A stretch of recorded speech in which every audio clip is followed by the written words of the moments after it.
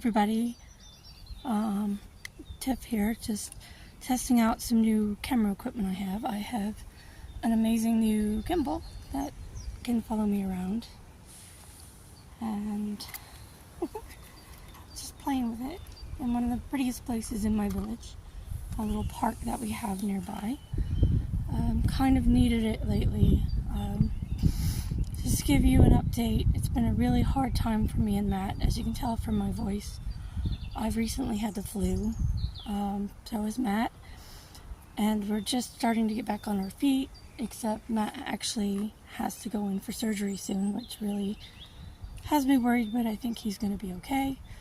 Hernia from when he had the stoma, and he had to have it basically his intestines put back, and then it kind of got larger. You probably know what a hernia is, but I myself have been diagnosed with Ehlers-Danlos syndrome, so now I have what Matt lovingly calls sticky McStick face. I'm using a wheelchair and basically just trying to get back on into a rhythm with work and stuff, which is very difficult. I'm exhausted a lot of the time. I can't go to very many conventions. With everything going on in America, it doesn't look like anytime soon I'll be going back. It's exhausting. I've got chronic fatigue / ME. I've got, I've had a genetic blood test done to find out that I'm HLA B27 positive, which sounds scary, but it just means I have an autoimmune disease. So when I get sick, like I am now, I'm going on, week 2, and it's hard to shake. It's difficult to recover. Sorry, there's a bumblebee. It's really cool. Matt's also got chronic fatigue, although he's undiagnosed. He's on some diabetes medications. One of them is one of the, what people are using for weight loss is really for diabetics, the Mounjaro shot. He's lost quite a bit of weight, which is good. I myself have what is assumed to be POTS, postural orthostatic tachycardia syndrome, and inappropriate sinus tachycardia, which means that in some of the funnier images I've found on social media, my body always acts like it's being hunted for sport, even if I'm only eating or standing for a brief period of time or just walking somewhere. So on the one hand, they say exercise is good for the EDS and your joints and your connective tissues and whatnot. On the other hand, they say that you really should be sitting down because you can faint. Luckily, I haven't fainted, and I'm waiting on a tilt table test to see if it is POTS, which it probably is.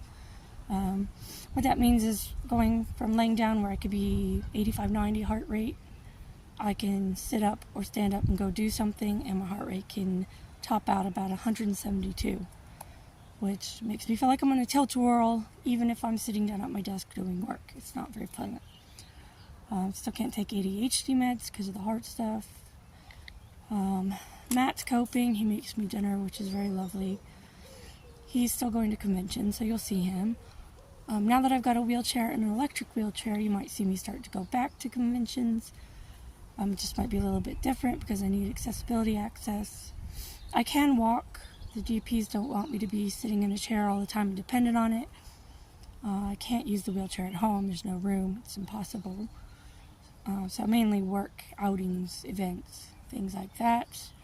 It's really difficult for me to play any games. I tried playing Call of Cthulhu at Concrete Cow and Milton Keynes, and I had to lay down on the floor for a good 10-15 minutes trying to get my heart rate to settle. And Matt was the keeper at the time, the storyteller, so... actually, the players were quite good again. And once I explained that I have a pillow, I need to lay on the ground, I'm still playing, they interacted with me, which was fine, but it's really awkward when you have to lay down in public just to calm your heart down and hope it stays down. So that can't be treated until a tilt table test. The GP won't give me any medication until that. So we wait. And it did take, I was signed off work from end of September until the beginning of February, waiting on cardiology. So the NHS is great, but it can take a while. So that's, yeah, you win some, lose some there. At least I'm not paying like $40,000. So I'm very grateful, and I am very willing to wait, which is probably unique to a lot of people in the NHS, because a lot of people want things now, and you've got an American that's used to not having anything at all saying, it's okay, 6 months, whatever, I'm still alive. What else is going on? Sadly, we've lost some friends, or we almost have lost some friends. Hannah Darling, someone I knew longer than my husband from Orlando Dark Embrace, from my Orlando Requiem game. She got diagnosed probably over about 24 weeks ago.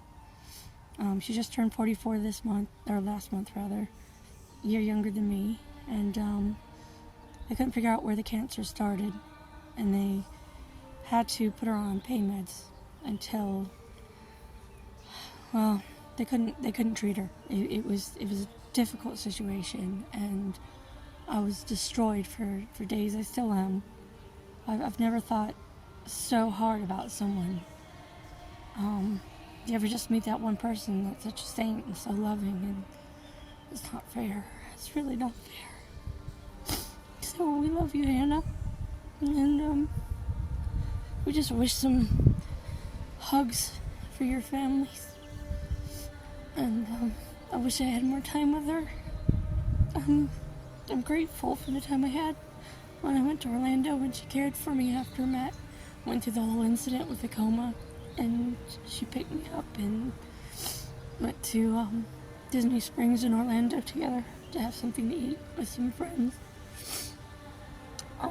But they put her on painkillers and gave her 2 weeks, and she was gone the next day. And that was hard. That was brutal. Another friend of mine from the same club found cancer, had to have her lymph nodes removed. Got diagnosed the same day. She's come out of that, so that's good. Another person that in the club has just been diagnosed with terminal cancer, is going on hospice. And I don't feel comfortable saying their name because I don't know if their husband has announced it on the wider social media. But, you know, you do what you do to get by and what you gotta do to survive, and you just gotta live for the people that aren't here anymore. It's really sad.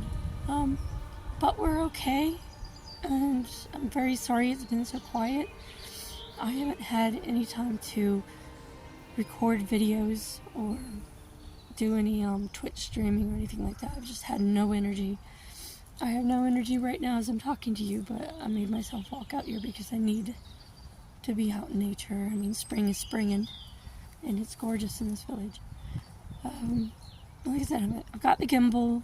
I might start doing some more vlogs. You might see me at conventions getting, hopefully, permission to film some of Matt's Lodge games, because we are Eldritch Lodge Live, and that would make sense. I am on TikTok under Eldritch Tea Travels, so I should be taking the gimbal now to afternoon tea and hopefully getting some better just photography and cinematography or whatever. I've got to practice with the gimbal. I can't figure out how to get it to track me in portrait mode, but I can do portrait mode if I need to just set it up stable. If you have any questions or you want to know anything else, feel free to leave a comment. Please leave positive comments because it's a really tough time. I don't like hearing myself on camera, so hopefully this sounds alright to everyone else because I can't stand my own voice. But we will get there. Watching a lot of YouTube, a lot of Josco, a lot of, I know I watch Hunting the Dead, but there's like so many urban explorers and ghosty kind of videos that I like to watch. Some witchy stuff going on. Matt's grandmother passed, which was really sad. That was a tough day.